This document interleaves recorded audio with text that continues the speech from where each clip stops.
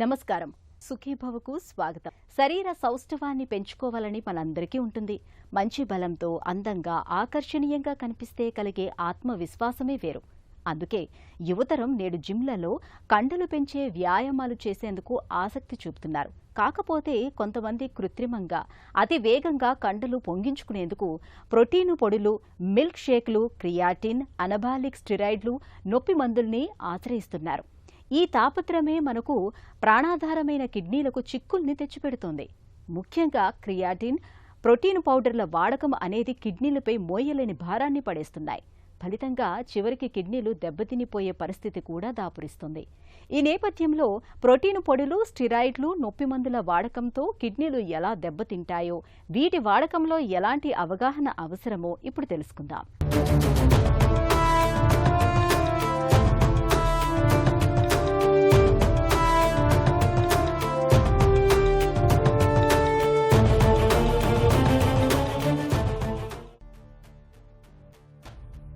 మన శరీరంలో కిడ్నీల పాత్ర అమోఘం. శరీరంలో ఉండే 2 కిడ్నీలు ప్రతిరోజు దాదాపు 200 లీటర్ల రక్తాన్ని శుద్ధి చేస్తుంటాయి. ఇవి అలుపెరగకుండా నిరంతరాయంగా పనిచేస్తూనే ఉంటాయి. ఉద్దండ పిండాలైన ఈ కిడ్నీలు పాడైతే మనిషి జీవితంలో సగభాగం అంతమైనట్లేనని చెబుతారు డాక్టర్లు. కిడ్నీలు దెబ్బతినడానికి సాధారణంగా హై బీపీ, షుగర్, ఇతరత్ర ఇన్ఫెక్షన్లు కారణమవుతాయి. అయితే ఇది నాణ్యానికి ఒకవైపు మాత్రమే. మరో కోణంలో చూస్తే చేజేతులా ప్రాణప్రదమైన కిడ్నీలను మనమే దెబ్బతీసుకుంటున్నాం. ముఖ్యంగా యువతరం 6 పలకల దేహం కోసం, మెలితిరిగిన కండరాల కోసం ప్రోటీన్ పౌడర్లను, స్టెరాయిడ్లను, నొప్పి మందుల్ని ఎడాపెడా వాడేస్తుంటారు. దీంతో కిడ్నీలపై భారం పెరిగి అంతిమంగా అవి విఫలమవుతున్నాయని చెబుతున్నారు డాక్టర్లు. ప్రస్తుత సమాజంలో చాలామంది యువకులు వాళ్ళ శరీర ఆకృతిని బాగా పెట్టుకోవడానికి, శరీర సౌష్ఠవం పెంపొందించుకోవడానికి రకరకాల మందులు వాడుతూ ఉన్నారు. ముఖ్యంగా అనబాలిక్ స్టెరాయిడ్స్ కావచ్చు, అలాగే వే ప్రోటీన్ లాంటి పదార్థాలు, అలాగే వాళ్ళకి చాలా హై ప్రోటీన్ డైట్ ఏదైతే వాళ్ళకి జిమ్లలో వాటిల్లో వాళ్ళకి సజెస్ట్ చేస్తున్నారో అవన్నీ కూడా చాలా విచ్చలవిడిగా విరివిగా వాడుతూ ఉన్నారు. తద్వారా వాళ్ళకు వచ్చే కిడ్నీ జబ్బులతో మా దగ్గరికి వస్తూ ఉన్నారు. అందులో చాలామంది కొంచెం టెంపరీగా పాడవడం పక్కన పెట్టేస్తే చాలామందికి జీవితకాలానికి అన్నట్టుగా మొత్తంగా ఇకపై తిరిగి బాగా కాలంత చెడ్డగా కిడ్నీలు పాడైపోతూ ఉన్నాయి. ముఖ్యంగా ఆహారపు అలవాట్లు చాలా చాలా ప్రధానం ఆరోగ్యంలో. ఆరోగ్యంగా ఉండే వాళ్ళకి వాటి ఎటువంటి ఆహారాన్ని తీసుకుంటున్నారన్న దాని మీద వాళ్ళకి ఖచ్చితమైనటువంటి అభిప్రాయం కలిగి ఉండాలి కూడా. కాబట్టి హై ప్రోటీన్ డైట్, ప్రోటీన్ చాలా అధికంగా ఉన్నటువంటి ఆహారాన్ని బాగా తీసుకుంటే వాళ్ళు చాలా ఆరోగ్యంగా ఉంటారని అనుకుంటూ, ముఖ్యంగా వాళ్ళ శరీర సౌష్ఠవం చాలా బాగుంటుందని చెప్పి అందరూ అనుకుంటూ ఉంటారు. కానీ చాలా ప్రోటీన్ డైట్ తింటే మాత్రమే శరీర సౌష్ఠవం చాలా పెద్దగాను, ఓ కండలు బాగా పెరిగి చాలా అందంగా కనపడతారు అనుకోవడం అన్నది అపోహ. ఇటువంటి కేవలం పూర్తిగా వెజిటేరియన్ శాకాహారమైనటువంటి ఆహారాన్ని తీసుకుంటూ కూడా చాలా కండలు బాగా పెంచినటువంటి వాళ్ళు మనకు ఉన్నారు. ప్రపంచ ప్రఖ్యాతిగాంచినటువంటి కోడి రామూర్తి లాంటి వాళ్ళందరూ కూడా ప్యూర్ వెజిటేరియన్సే వాళ్ళందరూ కూడా. సో కాబట్టి వెజిటేరియన్ డైట్లో మీకు పెద్దగా ప్రోటీన్ రాదనేది అపోహ.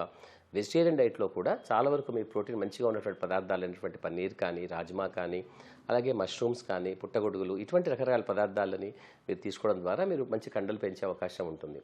ఇక్కడ చాలామంది పిల్లలు, ముఖ్యంగా మగపిల్లలు ఈ జిమ్లలో వెళ్తున్నప్పుడు అక్కడ వాళ్ళు ప్రోటీన్ సప్లిమెంట్స్ బాగా తీసుకుంటున్నారు. కొంతమంది అనబాలిక్ స్టెరాయిడ్స్ కూడా తీసుకుంటూ ఉన్నారు.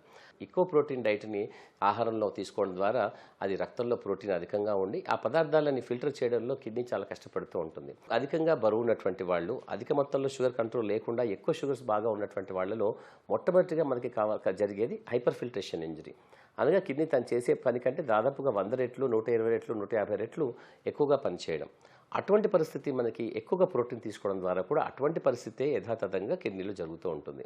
అధిక మొత్తంలో ఉన్న ప్రోటీన్ని ఫిల్టర్ చేయడం కోసం కిడ్నీలో ఉన్నటువంటి చాలా సూక్ష్మమైన ఫిల్టర్లు అనగా గ్లోమరులై ఎక్కువగా కష్టపడతాయి. ఎక్కువ కష్టపడే క్రమంలో అది ఎక్కడో చోట చిట్లినట్టుగా అవుతుంది. ఆ చిట్లిన ప్రదేశంలో ఒక చిన్న మచ్చలాగా ఏర్పడుతుంది. ఆ మచ్చ ఆ ఫిల్టర్ నిండా నిండిపోయి ఆ తర్వాత ఫిల్టర్ పూర్తిగా పాడైపోయి క్లోజ్ అయిపోతుంది.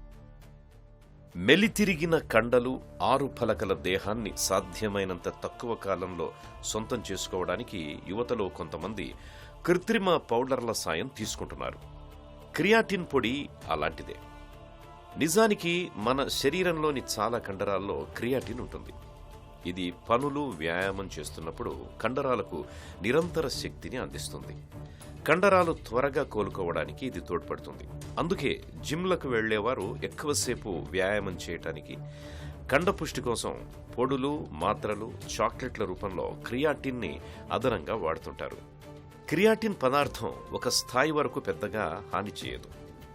కానీ పెద్ద మొత్తంలో తీసుకుంటే మాత్రం మెదడు, కిడ్నీల వంటి కీలక అవయవాల మీద విపరీతమైన ప్రభావం చూపిస్తుంది. క్రియాటిన్ విచ్ఛిన్నమయ్యే క్రమంలో క్రియాటినిన్ అనే వ్యర్థ పదార్థంగా మారుతుంది. ఇది రక్తంలో కలిసిపోయి కిడ్నీలకు చేరుకుంటుంది.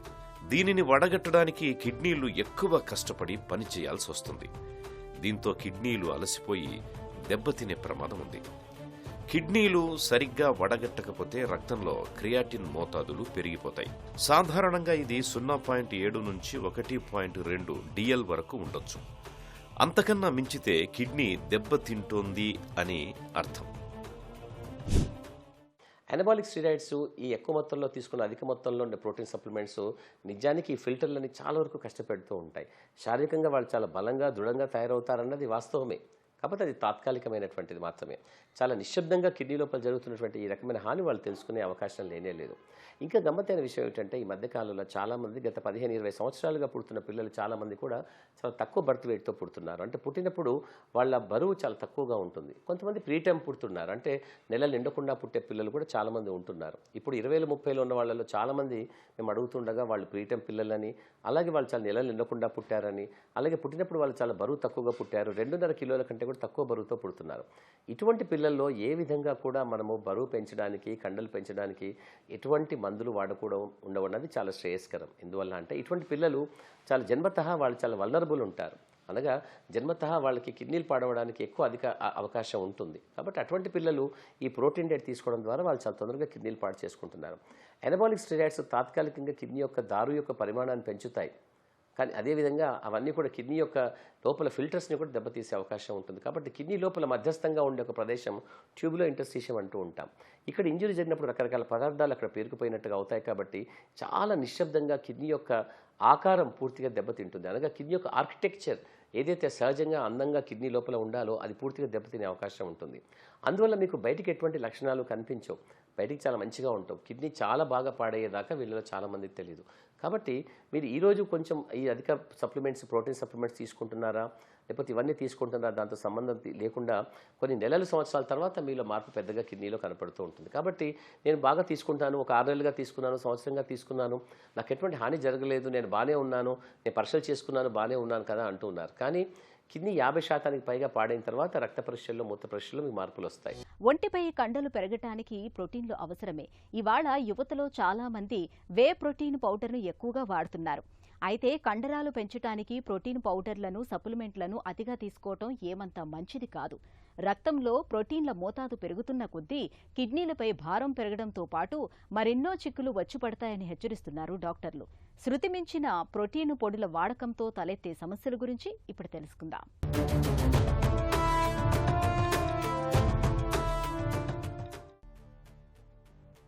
జిమ్లకు వెళ్లి వ్యాయామం చేసే యువతలో ఎక్కువ మందికి ప్రోటీన్ తీసుకోవటం అనేది ఒక అలవాటుగా ఉంటుంది. ప్రోటీన్ అనేది కండరాలు పుంజుకోవడానికి తోడ్పడే మాట నిజమే అయినా అనవసరంగా అతిగా వాడడం హానికరంగా పరిణమిస్తుందని గుర్తుంచుకోవాలి. సాధారణంగా రోజుకు 1 కిలో శరీర బరువుకి 0.8 గ్రాముల ప్రోటీన్ అవసరం. జిమ్కి వెళ్లేవారు తెలుసో తెలియకో 1.5 నుంచి 5 గ్రాముల వరకు తీసుకుంటుంటారు. ఇది చాలా ప్రమాదకరం. ప్రోటీన్ విచ్ఛిన్నమైనప్పుడు పుట్టుకొచ్చే యూరిక్ ఆమ్లం వంటి వ్యర్థాలను వడపోయడానికి, బయటకు పంపడానికి కిడ్నీలు ఎక్కువ శ్రమించాల్సి వస్తుంది. స్థూలకాయులకు, మాంసాహారులకు ప్రోటీన్ పొడులు మరింత చేటు కలిగిస్తాయి. కొందరికి తక్కువ బరువుతో పుట్టడం వంటి కారణాలతో చిన్నప్పటి నుంచే కిడ్నీల్లో రక్తాన్ని వడగట్టే భాగాల సంఖ్య తక్కువగా ఉండొచ్చు. దీంతో రక్తం వడపోత ప్రక్రియ కూడా మందగిస్తుంది. కిడ్నీ పనితీరు బాగా తగ్గిపోయేంత వరకు పైకి ఎలాంటి లక్షణాలు కనిపించవు. అంతా బాగానే ఉంది అనుకుంటారు. ఇలాంటి వారు తెలుసో తెలియకో అదనంగా ప్రోటీన్ పొడులు వంటివి తీసుకుంటే కిడ్నీల మీద మరింత భారం పెరుగుతుంది. క్రమంగా కిడ్నీలు దెబ్బతినే ప్రమాదం ఉంది. నిజానికి శారీరకంగా బలంగా దృఢంగా ఉండాలనుకుంటే 2 మార్గాలు ఉంటాయి. ఒకటి ఒక శిక్షణాయుతమైనటువంటి క్రమశిక్షణాయుతమైనటువంటి ఆహారము, అలాగే క్రమశిక్షణాయుతమైనటువంటి శారీరక శ్రమ. ఈ 2 మాత్రమే. ఇక్కడ క్రమశిక్షణాయుతమైనటువంటి ఎందుకంటున్నానంటే మనందరం రోజు నడుస్తున్నాం కదా, నేను బాగా నడుస్తున్నాను, ఇంతకంటే ఇంకేం కావాలని అడిగేవాళ్ళు చాలామంది ఉంటారు. లేదండి నేను నడపా బాగానే తింటుంటాను, నేను అన్ని పదార్థాలు తింటాను, చికెన్, ఫిష్, నాన్ వెజ్ కూడా తింటూ ఉంటాను, అయినా నాకు బరువు పెరగటం లేదు, ప్రోటీన్ బలంగా రావటం లేదు నాకు అనేవాళ్ళు కూడా ఉంటారు. అయితే ఏదైనా ఒకటి మనం చేయాలనుకుంటే దాంట్లో ఒక రకమైన క్రమశిక్షణ, ఒక పద్ధతి అవసరం అవుతుంది. సో మీరు నిజంగా బరువు పెరగాలనుకున్నట్టు యువకులు ఎవరైతే ఉంటారో, ముఖ్యంగా అబ్బాయిలు ఎవరైతే శరీరాకృతిని చాలా బలంగా దృఢంగా కనిపించే విధంగా ఒక సినిమా హీరోలాగానో ఒక చక్కటి ఒక శరీర దృఢత్వం కలిగినటువంటి వ్యక్తిలా కనపడాలనుకుంటే తప్పనిసరిగా ఒక రకమైన క్రమశిక్షణ వాళ్ళకి ఆహారంలోనూ శారీరక శ్రమలోనూ కావాలి. కేవలం వెజిటేరియన్ డైట్లో అన్నీ ఉండవు అని చెప్పి అనుకునేది ఒక పొరపాటు మాత్రమే. మీరు వెజిటేరియన్లో కూడా కావాలనుకుంటే అధిక మొత్తంలో ప్రోటీన్ పదార్థాలు దొరుకుతాయి. అనిమల్ ప్రోటీన్లో మీరు ఎగ్తో మొదలు పెట్టవచ్చు. ఉడకబెట్టిన గుడ్డు ద్వారా వచ్చే ప్రోటీన్ చాలా మంచిగా ఉంటుంది. ఫిష్ కానీ చికెన్ కానీ ఏదైతే భారతదేశంలో నాన్ వెజిటేరియన్ డైట్లో ఏదైతే అనిమల్ ప్రోటీన్ మనకు దొరుకుతుందో దానితో మీరు సరైన కండలు పెంచవచ్చు. అటువంటి వాటి కోసం కావాల్సింది రెండవది ప్రధానంగా శారీరక శ్రమ. శారీరక శ్రమని చాలా జాగ్రత్తగా పద్ధతిగా చేసుకోవడం ద్వారా మాత్రమే మీ శరీరాకృతిని మీరు పెంపొందించుకోగలుగుతారు. విచ్చలవిడిగా ఉన్నటువంటి తాత్కాలిక ఉపశమనం కోసమో లేదా తాత్కాలికంగా మీకు అద్భుతమైనటువంటి ఒక ఫలితం కనిపించడం కోసమో మీరు ఎనబాలిక్ స్టీరాయిడ్స్ కానీ, వే ప్రోటీన్ కానీ, ఇతరత్ర ప్రోటీన్ సప్లిమెంట్స్ కానీ తీసుకుంటే మీకు హాని నిశ్శబ్దంగా జరుగుతూ ఉంటుంది. మీకు తాత్కాలికంగా మీకు చాలా మంచి లాభం కనబడుతుంది. కాకపోతే నిశ్శబ్దంగా జరిగే హాని కొన్ని నెలలు, సంవత్సరాల తర్వాత మీరు చూస్తారు. కాబట్టి వెజిటేరియన్ ప్రోటీన్ అధికంగాను, భారతదేశంలో అధికంగా దొరికే అనిమల్ ప్రోటీన్ ఏదైతే ఉంటుందో చికెన్, మటన్, ఫిష్ లాంటి పదార్థాల ద్వారా మీరు ఒక పద్ధతిగా ఈ పూట ఇంతే తినాలి, ఈ పూటకి ఇంత తినాలి, జిమ్ చేసే ముందు ఇలా తినాలి, జిమ్ చేసి వచ్చిన తర్వాత ఇలా తినాలి, మిగతా సమయంలో ఈ విధంగా తినాలి, కేవలం వారంలో ఇన్ని రోజులు మాత్రమే తినాలి, ఈ సమయంలో మాత్రమే తినాలి అనే ఒక రకమైనటువంటి ఒక డైరీ మీరు పెట్టుకోవాల్సిన అవసరం ఉంటుంది. తప్పనిసరిగా శరీరం యొక్క పరిమితుల ఆధారంగా నియంత్రించినట్టుగా ఉంటూ కొద్ది గంటలు మాత్రమే ప్రతిరోజు కూడా ఒక పద్ధతిగా మీరు శారీరక శ్రమ చేస్తే మీ శరీర ఆకృతి, శరీర సౌష్ఠవం చాలా మంచిగా కనపడుతూ ఉంటుంది. శరీర సౌష్ఠవం, మెలితిరిగిన కండల కోసం కొంతమంది జిమ్లకు వెళ్లి గంటల తరబడి కఠినమైన వ్యాయామాలు చేస్తుంటారు. ఆపై ఒంటి నొప్పులతో త్వరగా అలసిపోతుంటారు. ఇలాంటప్పుడు నొప్పుల నుంచి ఉపశమనం పొందడానికి తరచూ నొప్పులను తగ్గించే పెయిన్ కిల్లర్ మాత్రల్ని వేసుకుంటారు. నొప్పుల నుంచి సత్వరమే ఉపశమనం లభించడంతో మరింత ఎక్కువగా వ్యాయామాలు చేస్తారు. నిజానికి నొప్పి మందులతో మనకు నష్టమే గాని లాభం లేదు. నొప్పి మందులు ఏవైనా సరే అవి క్రమంగా కిడ్నీలను దెబ్బతీస్తాయి. డైక్లోఫెనాక్, ఐబోప్రోఫెన్ వంటి NSAID రకం నొప్పి మందుల్ని చీటికి మాటికి వేసుకుంటే కిడ్నీలు త్వరగా దెబ్బతింటాయి. ఈ మందులు కిడ్నీలకి రక్త సరఫరా తగ్గేలా చేయడం ద్వారా వడపోత ప్రక్రియను అస్తవ్యస్తం చేస్తాయి. అంతేకాదు రక్తంలో సోడియం, నీరు పేరుకుపోయేలా చేస్తాయి. అందుకే నొప్పి మాత్రలు వేసుకోగానే ఉబ్బినట్టుగా కనిపిస్తారు. కొందరు దీనిని బరువు పెరిగినట్టుగా పొరపడుతుంటారు. ట్రెమడాల్ వంటి కొన్ని సురక్షితమైన మందులు ఉన్నప్పటికీ ఇవి గుండె సమస్యలకు దారి తీయొచ్చు అని చెబుతున్నారు డాక్టర్లు. చాలామంది శారీరక శ్రమ బాగా చేసిన తర్వాత వాళ్ళకి తెలియకుండానే వాళ్ళు నొప్పి మాత్రలు వేసుకుంటూ ఉంటారు. అది సహజంగా అనిపిస్తూ ఉంటుంది వాళ్ళకందరికీ. ఎందుకంటే నొప్పి చాలా కష్టంగా ఉన్నప్పుడు దాన్ని భరించడం చాలా కష్టం. ఇంకోటి చాలామంది చాలా నిబద్ధతతో ఉంటారు ఈ వ్యాయామం పట్ల. అంటే ఒక రోజు 2 రోజులు వెళ్ళిన తర్వాత వాళ్ళకి శరీరం అంతా పట్టేసినట్టుగా నొప్పులు, కండరాల నొప్పులు వచ్చేస్తాయి. వాళ్ళకి 3వ రోజు 4వ రోజు వదిలిపెట్టడం వాళ్ళకి చాలా ఇష్టం ఉండదు. సో కాబట్టి తప్పనిసరిగా వాళ్ళు ఏదో ఒక పెయిన్ కిల్లర్ వేసుకొని నొప్పి తగ్గించుకొని 3వ రోజు 4వ రోజు కూడా తప్పనిసరిగా వెళ్లాల్సిందే. లేకపోతే మనం ఏదో ద్వితీయ విఘ్నంలాగా 1వ రోజు వెళ్ళారు 2వ రోజు ఆగిపోయినట్టుగా కాకుండా ఎప్పటికీ వాళ్ళు వెళ్ళాలనుకుంటారు. సో తాత్కాలిక ఉపశమనం కోసం వాళ్ళు పెయిన్ కిల్లర్స్ చాలా బాగా వాడుతూ ఉంటారు. ఇక్కడ నేను చెప్పినట్టుగా చాలామంది ముఖ్యంగా బరువు తక్కువ ఉన్నటువంటి పిల్లలు, బరువు తక్కువగా పుట్టినటువంటి పిల్లలు, వాళ్ళు ఎవరైతే నెల నిండకుండా పుడతారో, ఎవరైతే చాలా నెమ్మదిగా చిన్నగా పెద్దగా బరువు లేకుండా కండ చాలా బలహీనంగా ఉన్నటువంటి వాళ్ళు ఉంటారో అటువంటి వాళ్ళు పెయిన్ కిల్లర్స్ వేసుకోవడానికి కుదరదు. అటువంటి ముఖ్యంగా వాళ్ళకి ఇతరత్ర కారణాల చేత వాళ్ళు ఇంకేదైనా మందులు వాడుతున్నప్పుడు కూడా పెయిన్ కిల్లర్స్ వేసుకోకూడదు. డిహైడ్రేషన్ అయినప్పుడు పెయిన్ కిల్లర్స్ వేసుకోకూడదు. జిమ్లలో పనిచేసే పిల్లలు చాలామంది గంటల తరబడి కసరత్తులు చేస్తూ మంచినీళ్ళు తాగడం మర్చిపోతూ ఉంటారు. మంచినీళ్ళ బదులుగా వాళ్ళు ప్రోటీన్ షేక్స్ అవి తాగుతూ ఉంటారు. తద్వారా దాహం తీయడం కానీ, శరీరం లోపల నీటి శాతం పెరగడం కానీ జరగదు. అందువల్ల వాళ్ళు డిహైడ్రేటెడ్గా ఉంటారు. వాళ్ళు అలా అనిపించదు కానీ వాళ్ళు డిహైడ్రేటెడ్గా ఉంటారు శరీరం లోపల. అటువంటి సందర్భంలో మీరు మామూలు సందర్భంలో చక్కగా మంచిగా ఉన్న కాలంలో వేసుకున్న పెయిన్ కిల్లర్ కాకుండా ఈ సందర్భంలో వేసుకున్న పెయిన్ కిల్లర్ మీకు హాని చేయగలుగుతుంది. అది కూడా చాలా నిశ్శబ్దంగా జరుగుతుంది కాబట్టి మీరు వెంటనే నిన్ననే పెయిన్ కిల్లర్ వేసుకున్నాను ఈరోజు కిడ్నీలు పాడాయి అన్నట్టుగా జరగవు. కొన్ని నెలలైనా వేసుకోవాలి, లేదా ఒక నెల 2 నెలల క్రితం మీరు వేసుకున్న ఒకే ఒక పెయిన్ కిల్లర్ మీకు కొన్ని నెలల తర్వాత అది కిడ్నీని పాడు చేసిన విషయం తెలుస్తుంది. సో కాబట్టి మీరు వ్యాయామంకి వెళ్తున్నప్పుడు మీరు ఒక క్రమశిక్షణగా ఉండాల్సిందే తప్ప మీరు ఆహారం విషయంలోనూ, మందుల విషయంలోనూ, రకరకాల ప్రోటీన్ సప్లిమెంట్ విషయంలోనూ మీరు ఏమాత్రం ఏర్పాటుగా ఉన్నా కూడా అది కిడ్నీలను పూర్తిగా పాడు చేసే అవకాశం ఉంటుంది. ముఖ్యంగా వీటన్నిటితో పాటుగా అనబాలిక్ స్టెరాయిడ్స్, ప్రోటీన్స్, వాటితో పాటు పెయిన్ కిల్లర్స్ కూడా వేసుకుంటే మీ కిడ్నీ ఇంకా చాలా తొందరగా పాడవుతుంది. ఏ సందర్భంలోనైనా ఇటువంటి మందుల పట్ల చాలా జాగ్రత్తగా ఉండాలి. డాక్టర్ల పర్యవేక్షణలో వేసుకోవాలి. మందులు డాక్టర్లే ఇస్తారు, కానీ మనం వేసుకుంటూ వారాల తరబడి, నెలల తరబడి మనం వేసుకుంటూ పోకూడదు. ఎన్ని రోజుల వరకు వేసుకోవాల్సిన మందులు వేసుకోవాల్సి ఉంటాయి, అప్పటి వరకు తెలుసుకొని అప్పటి వరకు వేసుకోవాలి. అప్పుడు కూడా డాక్టర్ల పర్యవేక్షణలో వాళ్ళు చూపించుకుంటూ ఆ మందులు వేసుకోవడానికంటే ముందు, ఆ తర్వాత కిడ్నీ కానీ, లివర్ కానీ, ఇతరత్ర అవయవాలు కానీ దెబ్బతింటున్నాయా లేదా మనం చూసుకోవాల్సిన అవసరం ఉంటుంది. మెలితిరిగిన కండరాల కోసం కొంతమంది ప్రోటీన్ పొడిలతో పాటు స్టెరాయిడ్ ఇంజెక్షన్లను కూడా తీసుకుంటున్నారు. ఇది మరింత ప్రమాదకరమని గుర్తుంచుకోవాలి. స్టెరాయిడ్ మందుల మూలంగా కనిపించే ప్రయోజనాలు తాత్కాలికమేనని, కాలం గడుస్తున్న కొద్దీ దుష్ఫలితాల తాకిడి పెరుగుతుందని చెబుతారు డాక్టర్లు. స్టెరాయిడ్ మందులనేవి మన కిడ్నీలను ఎలా దెబ్బతీస్తాయో ఇప్పుడు తెలుసుకుందాం.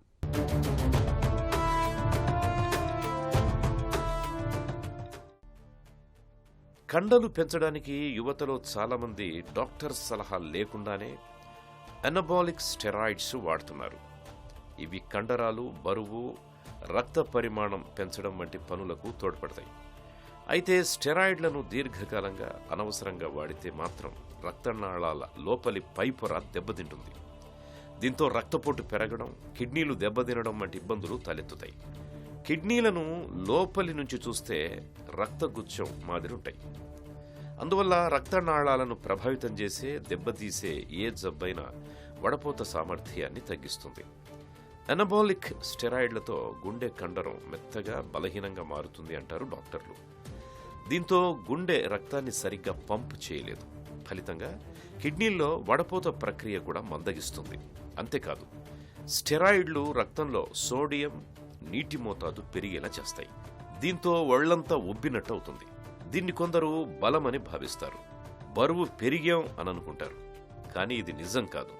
కిడ్నీలు, గుండె పనితీరు మందగించడమే ఇందుకు కారణమని తెలుసుకోవాలి. ఇప్పుడు కొత్తగా మనకి క్రియాటిన్ అనే పదార్థం చాలా మనకి విచ్చలవిడిగా దొరుకుతోంది మార్కెట్లో. క్రియాటిన్ అనేది క్రియాటినిన్ అనబడే ఒక పదార్థానికి సంబంధించినటువంటిది.